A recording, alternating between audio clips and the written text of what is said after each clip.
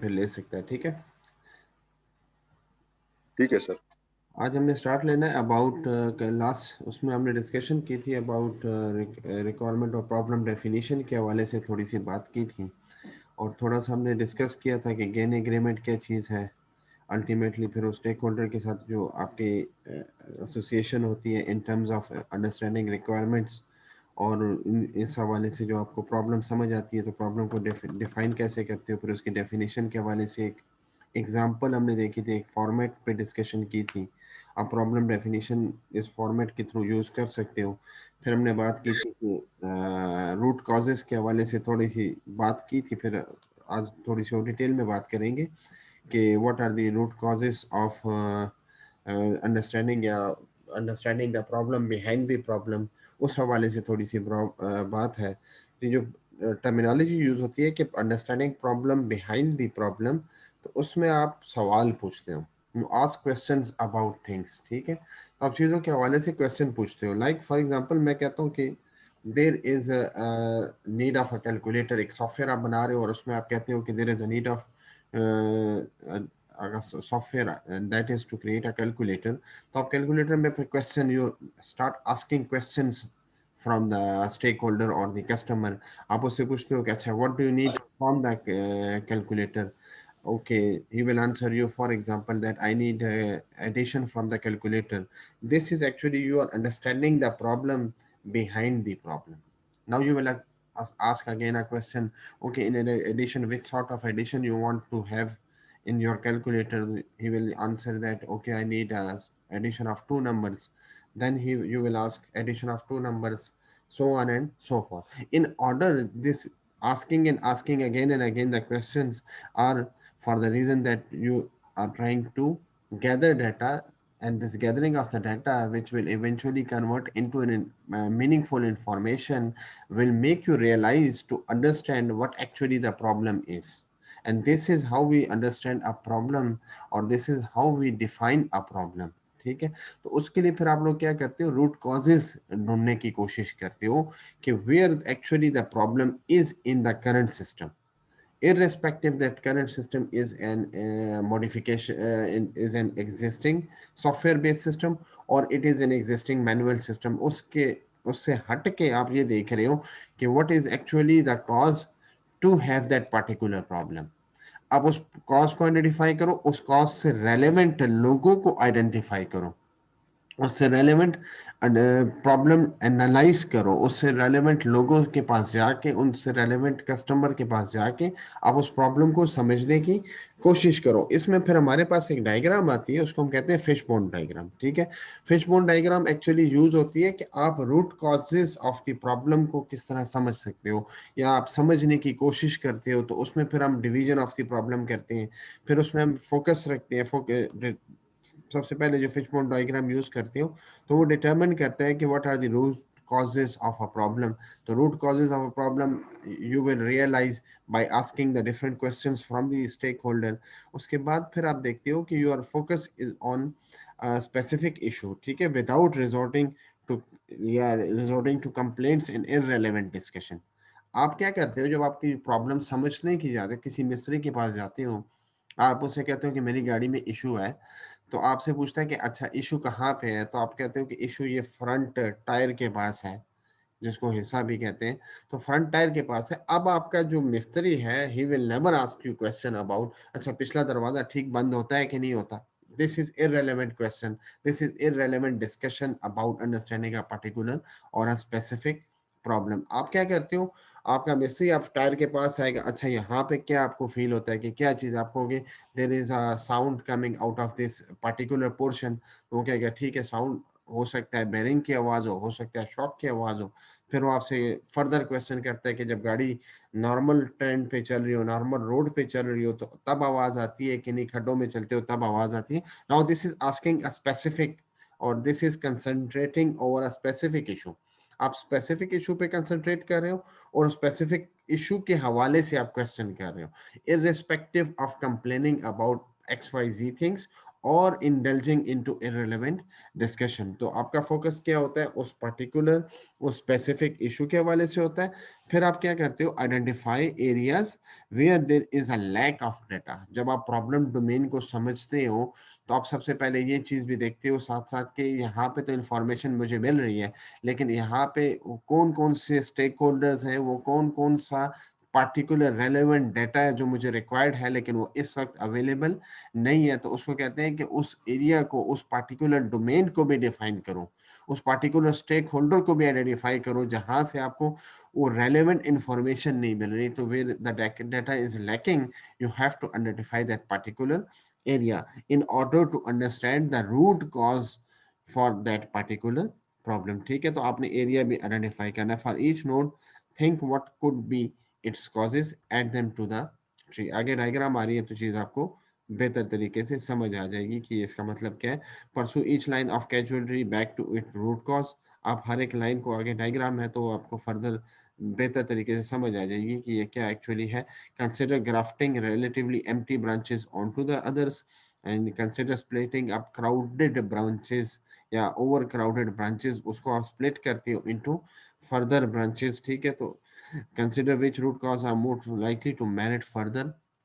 आप इसमें फिर ये भी आइडेंटिफाई करते हो कि कौन सी चीज़ें हैं जिन पे फर्दर डिस्कशन हो सकती है और कौन सी चीज़ें हैं जो अंडरस्टूड है, इस पे फर्दर डिस्कशन की ज़रूरत नहीं है। तो आपने उसको भी आइडेंटिफाई करना है अपने सिस्टम के अंदर। थोड़ा डायग्रामेटिकली देख लेते हैं, फिर आगे इसकी एक एग्जांपल भी है तो आपको बेहतर तरीके से समझ आ जाएगी। ये actually this is a fish bone diagram structure of understanding major causes या root causes to understand a particular problem in context of a specific issue. ठीक है, तो यहाँ पे आपके पास क्या है, एक स्ट्रेट लाइन जो आपको नजर आ रही है, ये एक्चुअली आपको बता रही है कि this is how you will understand a problem. ठीक है, उस प्रॉब्लम के अंदर आपके पास मेजर कॉजेज है। फॉर एग्जांपल मेजर कॉज जितनी भी आती है तो आपने उसको इस तरह लाइन ड्रॉ कर देनी है, this is major cause number 1, this is major cause number 2, this will actually create this particular problem. ठीक है, इस मेजर कॉज के अंदर अगर कोई और इशू है, इसके अंदर है फर्दर इन्वेस्टिगेशन। पिछले स्लाइड में हमने बात की है ना कि अगर आपके पास मेरिट फॉर फर्दर इन्वेस्टिगेशन है तो वो आप इसके अंदर फर्दर फिर सब के सब कॉज डिफाइन कर दोगे। ठीक है, ये एक जनरलाइज सी एक डायग्राम है of understanding root causes for a particular problem so as to understand that particular problem है। ठीक है, यहाँ पे आप एक थोड़ा सा ये चीज समझ आ जाए आपको कि ये एक स्ट्रेट लाइन है, ये प्रॉब्लम को डिफाइन करेगी या प्रॉब्लम को समझने में आपको हेल्प आउट करेगी। और ये आपके पास क्या है, वो मेजर कॉजेज हैं जिनकी वजह से ये प्रॉब्लम आपके सामने आ रही है। ठीक है, उन मेजर कॉजेज के अंदर सब कॉजेज अगर है तो आप उसको भी हाईलाइट या आइडेंटिफाई कर सकते हो। इसकी एग्जांपल से अगर थोड़ा सा देखो, एक सर्विस फेलियर आपके पास आ रहा है, एक प्रॉब्लम है, एक सॉफ्टवेयर है या एक सिस्टम है, उसमें एक प्रॉब्लम आ रहा है, दैट इज सर्विस फेलियर। ठीक है, वो प्रॉब्लम किस हवाले से है, इन टर्म्स ऑफ सर्विस फेलियर है। अब आपके पास कस्टमर है, वो एक कुछ चीज आपसे एक्सपेक्ट कर रहा है और वो परसीव कर रहा है। ठीक है, अदर कॉजेज में है रेस्टोरेंट सर्विस है और क्वालिटी वगैरह पे, या रेस्टोरेंट सर्विस क्वालिटी वगैरह इन चीज़ों पे थोड़ा सा आपके पास कॉजेज है। अब कस्टमर जब इसको देख रहे हैं, ये अदर कॉजेज है आपके पास और ये कस्टमर रिलेटेड। अब आप इसको देखो तो ये क्या है, फैसिलिटीज इक्विपमेंट है। ठीक है, तो पहला कॉज क्या है आपके पास सर्विस फेलियर में, वो क्या है, फैसिलिटीज इक्विपमेंट है। वो क्या है, लैक ऑफ पीओएस है, आपके पॉइंट ऑफ सेल में प्रॉपर नहीं है तो आपको सर्विस प्रॉपर डिलीवर नहीं हो रही है। इसको अगर मैं सिंप्लीफाई करके देता हूँ, आप किसी मेगा मार्ट पे जाते हो और वहां पे आपको मेगा मार्ट वाले सर्विस क्या दे रहे हैं, they are actually selling items to you. ठीक है, और वो जब आप काउंटर पे सारे आइटम्स लेके आते हो तो काउंटर पे जब आप आइटम्स लेके आते हो तो बारकोड रीडर उसको प्रॉपरली आइडेंटिफाई नहीं कर रहा होता और आपको इररेलेवेंट इंफॉर्मेशन दे रहा है। फॉर एग्जांपल आपने बिस्किट उठाया और वो बिल कैलकुलेशन में उसको कुछ और डाल रहा है या बिस्किट की प्राइस एज इट इज नहीं डाल रहा है जैसे उसकी होनी चाहिए, तो ये सर्विस फेलियर हो रहा है आपके पास। इस सर्विस फेलियर के लिए फिर आपके पास हो सकता है कि एक रीजन क्या हो, दैट या एक रूट कॉज आपके पास क्या हो सकती है, that is lack of POS, point of sale, या इम्प्रॉपर या पुअर एम्बियंस हो सकती है। इम्प्रॉपर या पुअर एम्बियंस, आप अंडरस्टैंडिंग प्रॉपर नहीं करते हो, या आपके पास क्या है, वो फैसिलिटीज जो है वो प्रॉपर नहीं है, इसलिए मेरे पास ये service failure in that particular region आ रहे हैं। ठीक है, ये एक एग्जांपल है तो उसको थोड़ा सा समझ रहे हैं in terms of understanding why service service failure is there, ठीक है। या अनक्लीन फैसिलिटीज है आपके पास, उस हवाले से है। फिर फ्रंट स्टेज जो आपके पर्सनल है, ये बैक एंड पे आपके पास हो गए। फ्रंट स्टेज जो आपके है पर्सनल, ये फ्रंट स्टेज है, ये बैक स्टेज है। तो टेम्पररी टाइम कीपिंग डिलीवरी, अब इसमें क्या हो सकता है, जैसे मैंने आपको एग्जांपल दी है ऑफ इनकरेक्ट बिलिंग या इनकरेक्ट केओटीज। इनकरेक्ट बिलिंग आपके पास क्या हो सकती है, जैसे मैंने आपको एग्जांपल दी है point of sale software Mega Mart के हवाले से। तो मेगा मार्ट के हवाले से जो पॉइंट ऑफ सेल सॉफ्टवेयर आपका है, अब वो proper calculation of the bill नहीं कर रही, आप उसको बिस्किट दिखा रहे हो और वो बिस्किट के अगेंस्ट आपको कुछ और दिखा रहा है, तो दिस इज इम्प्रॉपर बिलिंग है या इनकरेक्ट बिलिंग है, ठीक है। एक सेकेंड।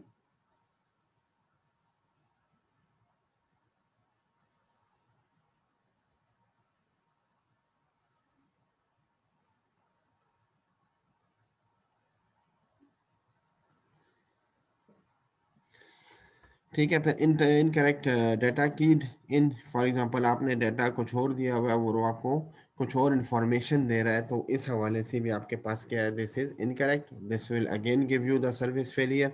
इस तरह की और बहुत सी रूट कॉजेज।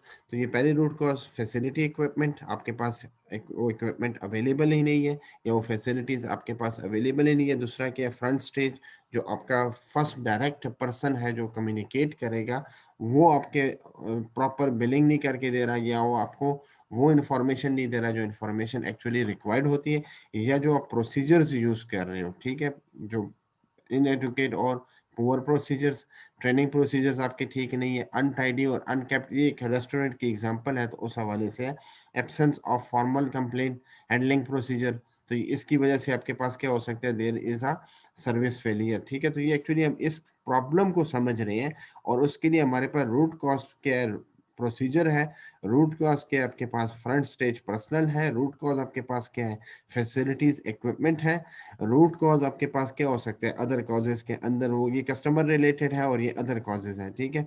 मटेरियल सप्लाई है नॉट ऑन टाइम और पुअर क्वालिटी, इस वजह से भी आपकी सर्विस क्या हो सकती है, आप होटल में बैठे हुए आपने ऑर्डर दिया है और सर्विस फेलियर अकर हो रहा है, तो उसकी एक वजह ये भी हो सकती है कि आपने ऑर्डर दिया है और उसने आपको कहा it will be place, the order will be given to you in next 30 minutes, और वो आपको टाइम पे नहीं दे रहा, तो it is again leading towards service failure, ठीक है। या उसकी वो क्वालिटी नहीं है जैसे क्वालिटी गारंटी की जाती है, तो again it will have an effect over the service quality. जो बैक स्टेज पर्सनल है, वेरिएबल साइकिल टाइम है उनका, उनका प्रॉपर शिफ्ट चेंज होना, या इस वक्त से इस वक्त तक ये बंदा काम करेगा और इस वक्त से दूसरे एक्स वाई जी टाइम से एक्स वाई जी टाइम तक एक बंदा काम करेगा 9 to 5, और 5 to 8 जो है दूसरा बंदा काम करेगा। तो वेरिएबल साइकिल टाइम है, फिक्स्ड साइकिल टाइम आपके पास नहीं है, इसकी वजह से भी आपकी सर्विस फेलियर हो सकती है, ठीक है। ये जो ऑर्डर की एक प्रोसीजर है केओटी जो है, यहाँ पे इनकरेक्ट केओटीज जो आपके पास है, ये ऑर्डर का प्रोसीजर होता है, ठीक है। रिजर्वेशन नॉट रिकॉर्डेड और इम्प्रॉपरली रिकॉर्डेड, कोई पहले आपसे केओटी की थ्री रिजर्वेशन करवा लेता है, तो वो रिजर्वेशन आपके पास क्या है, प्रॉपर नहीं है, और रिजर्वेशन आपने जो करवाई हुई है ऑलरेडी, तो वो reservation is not according to the required order of the customer, तो उस वजह से भी क्या हो सकता है, आपके सिस्टम के अंदर सर्विस फेलियर हो सकती है। तो these are the different root causes, ठीक है, coming of out of the customer domain, ये वाली है। Coming out of the other causes, उसमें material supply, back stage personal और information. In order to understand this problem, ठीक है, अब ये एक प्रॉब्लम है जिसको हम समझने की कोशिश कर रहे हैं। इस प्रॉब्लम के पीछे रीजन ये भी हो सकती है, ये भी है, ये भी रीजन है, हो सकती नहीं, ये है रीजन, और इंफॉर्मेशन भी हो सकती है, इन प्रॉपर इंफॉर्मेशन है, रिजर्वेशन रिकॉर्ड नहीं की गई, या रिजर्वेशन को रिकॉर्ड गलत तरीके से रिकॉर्ड किया गया, उसने टेबल नंबर 5 बुक करवाया था केओटी के थ्रू, और केओटी के थ्रू आपने जो टेबल बुकिंग की वो टेबल नंबर 10 है, इन प्रॉपर है। हो सकता है वो टेबल नंबर 5 का व्यू बेहतर हो और टेबल नंबर 10 का व्यू बेहतर ना हो, you have paid for that, again it will lead towards the failure of the service. Variable cycle time है, जो लोग इन्वॉल्व है in the creation of that particular और in supplying that particular order, वो लोगों की जो टाइमिंग है वो फिक्स्ड नहीं है, वो वेरिएबल है। This will also lead towards the service failure. और मटेरियल सप्लाई है, आपने इन टाइम सप्लाई नहीं कर रहे हो, या आपके पास क्या है, poor quality of the material being supplied, तो ये again it will leads towards service failure. तो these are the root causes, ये रूट कॉजेज हैं of service failure. This is actually the problem and this fish bone diagram is helping you to understand that problem. इसके अंदर जो bullet के अंदर आपको नजर आ रहे हैं ये वाले, ये रूट कॉज है और ये सब कॉज है। ये जो विदाउट बुलेट्स है ये description of this root cause है, ठीक है। तो यहाँ पे सब कॉजेज सिर्फ टू है, इन प्रॉपर केओटीज ऑर्डरिंग जो आपके पास जो मैनुअल है उसके थ्रू आप प्रॉपर नहीं कर रहे हो, और इनकरेक्ट डाटा जो आपके पास है दैट इज नॉट प्रॉपरली की इन, जिसकी वजह से क्या हो सकता है, आपकी रिजर्वेशन जो है वो प्रॉपरली रिकॉर्ड नहीं हो रही, या improper recording of the reservation हो रही है, ठीक है। जब आप रूट कॉजेस पे जाते हो दोबारा, तो यहाँ पे आपके पास कुछ लिखा हुआ है कि कॉज एंड इफेक्ट डायग्राम, इसके रूट, ये जो आपकी फिश बोन डायग्राम है इसको आप कहते हो कॉज एंड इफेक्ट डायग्राम भी कहते हो, ये इसके और नाम भी, और नामों से भी इसको आप सर्च कर सकते हो। इसको कहते हैं इशिकावा डायग्राम भी कहते हो आप इसको, इसको आप कहते हो फिश बोन डायग्राम या रूट कॉज एनालिसिस। इस जो भी आप इसको कहोगे, actually we are relating to this particular diagram, ठीक है। तो ये रूट कॉज के हवाले से है।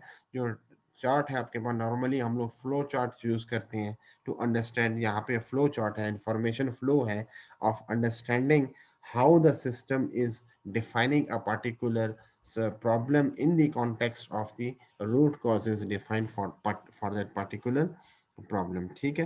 तो जब भी आपको चीज समझ आती है, ये डायग्रामिंग टेक्निक्स है, जो टूल्स हैं आपके पास, स्कैटर डायग्राम है या फ्लो चार्ट्स है, यहाँ पे हमने flow chart information based root causes fish board diagram हमने यूज किया, या रूट कॉज एनालिसिस हमने इसके अंदर परफॉर्म किया, ठीक है। फिर इसके अंदर 5 वाइज आप पूछते हो, जो प्रॉब्लम स्टेटमेंट है उसमें I you are on way to, हम ये एग्जांपल है कि आप इसको थोड़ा सा प्रॉब्लम स्टेटमेंट को समझ लो तो आपको समझ आ जाएगी कि जब आप किसी प्रॉब्लम डोमेन को समझते हो तो उसमें फिर आप क्यों, ये जो वाइज है, आस्क एंड आस्क अगेन वाली जो चीज है उसको आप क्यों फॉलो अप करते हो, ठीक है। You are on way home from work and your car stops in the middle of the road. अब सबसे क्वेश्चन, पहला सवाल क्या हो सकता है, why did your car stop, उसका आंसर हो सकता है because it ran out of gas, ठीक है। अब ये सवाल हो सकता है, अब फोकस करो क्वेश्चन पे, कस्टमर ने आंसर दिया है कि गैस खत्म हो गई है। अब आपका दूसरा सवाल क्या होना चाहिए, why did it run out of gas, because I didn't buy gas any gas on my way to work. Gas यहाँ पे पेट्रोल, गैसोलीन को कहते हैं, पेट्रोल को कहते हैं। अब आप वो क्या कह रहा है कि गैस क्यों खत्म हुई या पेट्रोल आपकी गाड़ी में क्यों खत्म हुआ है, तो आप बजाय इसके कि आप इससे इररेलेवेंट क्वेश्चन करते, आपने फोकस कर दिया उस पार्टिकुलर प्रॉब्लम को। पार्टिकुलर प्रॉब्लम क्या है, गाड़ी रुक गई है, और कस्टमर ने जवाब दिया है कि गाड़ी इसलिए रुक गई है कि फ्यूल टैंक मेरा क्या हो गया, एम्प्टी हो गया। अब आपके क्वेश्चंस फ्यूल फ्यूल टैंक या फ्यूल के हवाले से होने चाहिए कस्टमर से। तो why did it run out of, या run out of gas, because I didn't buy any gas on my way to work, ठीक है। अब आप देखो इसके बाद वो क्या सवाल पूछ रहे हैं, why didn't you bye any gas this morning, because I didn't have any money. अब वो आपसे कह रहा है कि आपने गैस क्यों नहीं खरीदी, आपने पेट्रोल क्यों नहीं गाड़ी में डलवाया, तो आपने उसको जवाब दिया कि पेट्रोल मैंने गाड़ी में इसलिए नहीं डलवाया because I didn't have any money. तो वो आपसे फिर सवाल पूछ रहा है, अब फोकस कर रहे हैं उसको, why didn't you have any money, because I lost it all last night in a, वो कहता है कि मैं कोई पोकर गेम खेल रहा था, उसमें मैंने वो सारी की सारी जो मेरे पास अवेलेबल मनी थी वो मैं हार चुका उसमें, ठीक है, इसलिए मेरे पास मॉर्निंग में कोई पैसे नहीं थे। Why did you lose your money in last night poker game, उस गेम में आप पैसे क्यों हारे, गैम्बलिंग गेम में आप पैसे क्यों हारे, because I am not very good at bluffing when I don't have a good hand, ठीक है। मैं ब्लफिंग में, दो नंबरी जिसको कहते हैं ताश के पत्तों में, उसमें मैं बेहतर नहीं हूँ। ये पोकर गेम उससे रिलेटेड ही एक चीज गेम है, तो वहाँ इसलिए मैंने ब्लफिंग में बेहतर नहीं था। That is the reason actually why I was out of the money, because I was out of the money. I didn't got petrol to be in poured into my car, or that's why my car stopped at the middle of the road, ठीक है। तो ये आपने focus करके सवाल पूछे हैं customer से। अब इसके पीछे ये जो 5 क्वेश्चंस आपने पूछे हैं, 5 वाइज पूछे हैं, these are actually the root causes for this particular problem, ठीक है। वो प्रॉब्लम क्या है, माई कार हैज स्टॉप। अब इसका जाविया थोड़ा सा चेंज कर लो, अब आपको माई कार हैज स्टॉप्ड, तो आप जवाब आपसे पूछा जाएगा कि क्यों, because there was a sound in the tyre. ठीक है, तो अब आपका दूसरा वाई जो है, why there was a sound in the tyre while you were moving or it stopped and there was a sound, तो आप कहोगे नहीं चलते चलते इसमें आवाज आ रही थी। अच्छा, ये पहले भी आ रही थी कि नहीं आ रही थी, तो इस किस्म के आप सवाल पूछोगे, बजाय इसके कि आप उससे पूछोगे ये आवाज सिर्फ इधर से आ रही थी कि कहीं और से भी आ रही थी। तो आप बजाय इसको इररेलेवेंट डिस्कशन में आप लेके जा रहे हो, तो आप इसको इररेलेवेंट डिस्कशन से बचाने के लिए आप क्या करते हो, आप वॉइस पूछते हो और फोकस होके पूछते हो। ठीक है, और इसमें इंपॉर्टेंट चीज इन अंडरस्टैंडिंग द प्रॉब्लम क्या है, वो डेफिनेशन ऑफ द या इंट्रोडक्शन ऑफ द या declaring who are the stakeholders and who are the users of the system. जब भी आप किसी प्रॉब्लम डोमेन को समझते हो और जब आपको ये समझ आ जाए कि what are the root causes, तो रूट कॉजेस के साथ identification of the stakeholders and identification of the users बहुत ज़्यादा इम्पॉर्टेंट हो जाता है। ठीक है, आप सिस्टम को समझने जा रहे हो आप। ठीक है, अब आप आहिस्ता आहिस्ता आपको सिस्टम, आहिस्ता आहिस्ता आपको डोमेन की समझ आ गई, आहिस्ता आहिस्ता आपको ये समझ आ गई है कि what actually the problem is. Now it is very important to understand a problem in a proper context to define proper stakeholders and users of that particular system। ठीक है, anyone who could be materially affected by the implementation of a new system or application, उस बंदे को आप क्या कहते हो, this is called as stakeholder or it can be called as user। लेकिन जो इफेक्ट हो रहा है तो हम इसको कहते हैं this is the actually the stakeholder। और हमने ऑलरेडी इस पे डेफिनेशन भी की हुई है कि आप हर उस बंदे को स्टेक होल्डर कहते हो जो बंदा डायरेक्टली और इनडायरेक्टली आपके सिस्टम की इम्प्लीमेंटेशन की वजह से अफेक्ट हो सकता है, तो वो बंदा आपके सिस्टम का क्या है, that is the stakeholder. ठीक है, तो यहाँ पे क्या, may ask following question, who are the users of the system. Stakeholder ही आपको बताता है कि who will be the user of this particular system, कौन इस सिस्टम को यूज करने जा रहा है। ठीक है, फिर आप इसके अंदर फिर आप साथ साथ ये पूछते हो हु इज द कस्टमर, जो आपका इकोनॉमिक बायर है, जो आपको ट्रांजेक्शन करके देगा इस सिस्टम के साथ, तो वो इकोनॉमिक बायर आपका कौन है, जिसको आप कस्टमर भी कहते हो आम जुबान में, तो ये कौन डिफाइन करके देगा, this will be defined by the stakeholder. वो स्टेक होल्डर आपको डिफाइन करके देगा कि who is the customer of your system, who else will be affected, इसके अलावा कोई और इफेक्ट हो सकता है by the outputs of that system, अगर हो सकती है तो आप उनको डिफाइन करो। Who will evaluate and bless the system when it is deployed, कौन इसको एनालाइज करेगा और कौन इससे फायदे लेगा। तो फायदे नॉर्मली आपके सिस्टम से स्टेक होल्डर ही उठाते हैं। ठीक है, और कौन इसे एनालाइज करेगा, जो आपके सिस्टम के टेस्टर्स हैं। ठीक है, तो वो कौन है, these are people defined by the stake holder.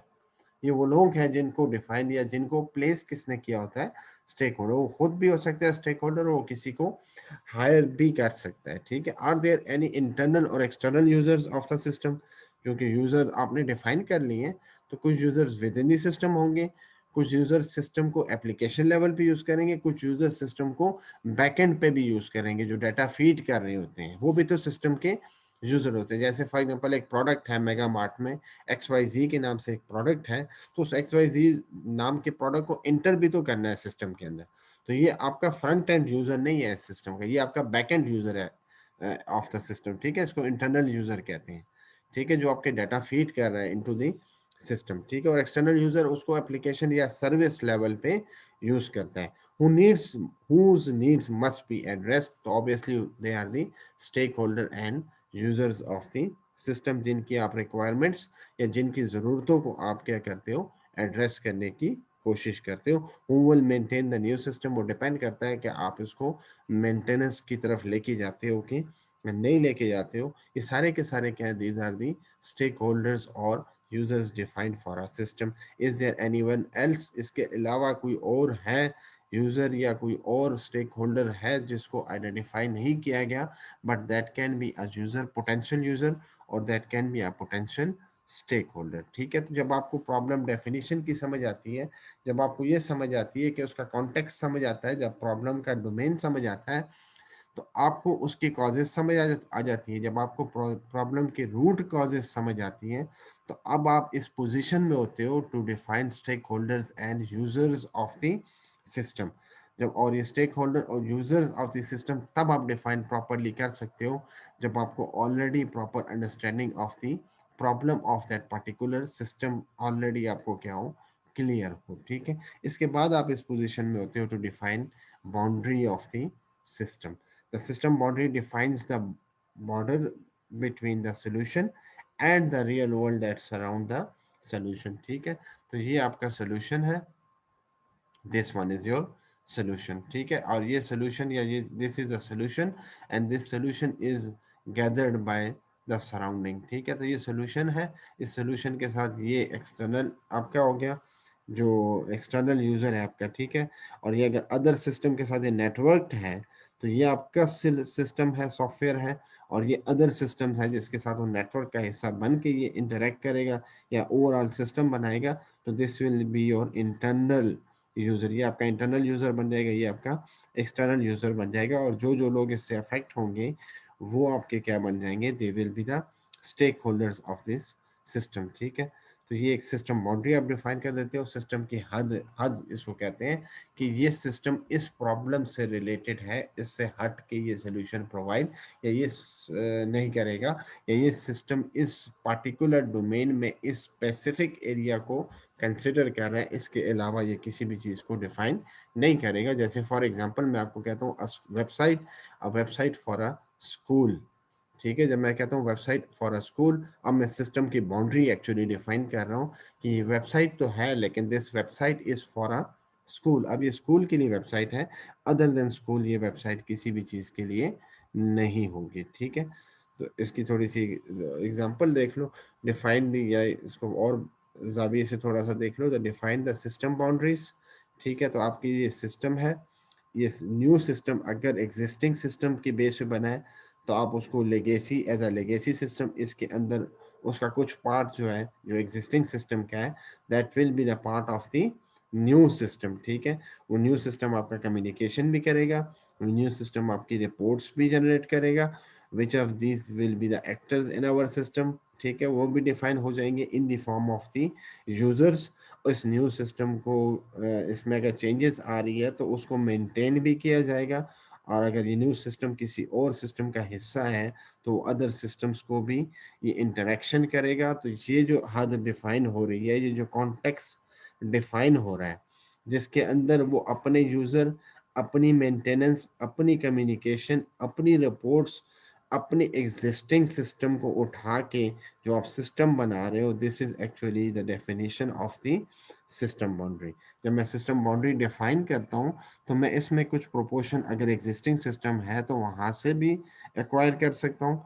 मेरा सिस्टम जो है वो रिपोर्ट्स भी जनरेट करेगा, मेरा सिस्टम जो है वो कम्युनिकेशन प्लेटफॉर्म कस्टमर्स को या यूजर्स को प्रोवाइड करेगा, मेरे सिस्टम की कुछ डिफाइंड यूजर्स हैं, मेरे सिस्टम में मेंटेनेंस भी पॉसिबल है, और this system is capable of incorporating with the other systems. ठीक है, तो ये एक्चुअली आप क्या डिफाइन कर रहे हो, these are the system boundaries for my system. इसके अंदर एक्टर कौन कौन से हो सकते हैं, हर वो बंदा एक्टर हो सकता है जो इस सिस्टम के साथ इंटरेक्शन करेगा।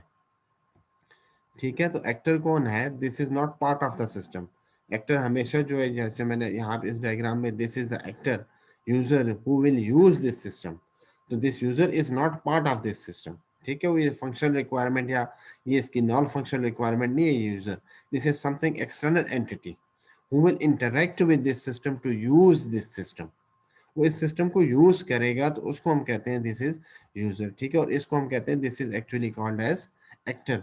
और ये एक्टर जो है ये एक्चुअली क्या डिफाइन करके देता है, he defines the boundary of the system, is a role a user of the system can play. ठीक है, वो कौन हो सकता है एक्टर, वो ह्यूमन भी हो सकता है जो इंटरेक्ट कर रहा है, वो एक मशीन जो दूसरी मशीन के साथ इंटरेक्ट कर रही है, वो या एक सिस्टम ये दूसरे सिस्टम के साथ इंटरेक्ट कर रहा है। तो ये सारे के सारे क्या हो सकते हैं, they can be the actor of that particular system which is acting with the boundary of the system. Boundary वो हद होती है जहां से आपका सिस्टम पे स्टार्ट हो जाता है, इंटरनली सिस्टम स्टार्ट हो जाता है। कैन एक्टिवली इंटरचेंज, यहाँ पे लफ्ज लिखा हुआ है कम्युनिकेट। ठीक है, तो कम्युनिकेशन जो आपके पास हो रही है, तो ये कम्युनिकेशन क्या है, दिस इज इंटरचेंजिंग ऑफ या interchanging information with the system. ठीक है, can be a giver of आप कुछ इन्फॉर्मेशन दे रहे हो या आप सिस्टम से कुछ इन्फॉर्मेशन ले रहे हो। तो एक्टर या सिस्टम को इन्फॉर्मेशन देता है या सिस्टम से इन्फॉर्मेशन लेता है। ठीक है, जैसे फॉर एग्जांपल एटीएम मशीन है, तो वहां पे जब आप मशीन के पास जाते हो तो वो मशीन अपनी जगह पे वहां पे मौजूद है, दैट इज सिस्टम बाउंड्री, और उस वहां पे एक सिस्टम इंस्टॉल्ड है। और आप यूजर जाते हो तो आप उसको कुछ इन्फॉर्मेशन पहले देते हो पिन पिन कोड की फॉर्म में, और मशीन आपको रिटर्न एक रसीद देता है, तो दैट इज रिसेप्ट ऑफ दिस या रेसिपिएंट ऑफ या इंफॉर्मेशन आप क्या कर रहे हो, हासिल कर रहे हो फ्रॉम द सिस्टम। ठीक है, और ये देता है या लेता है इंफॉर्मेशन फ्रॉम द सिस्टम, ये एक्चुअली कौन होता है, this is the actor of the system. तो यहाँ तक किसी के क्वेश्चंस हो तो ये लेक्चर इंशाल्लाह कल हम ख़त्म कर लेंगे, और किसी के क्वेश्चन हो तो आप उसको व्हाट्सएप पे पोस्ट कर सकते हो।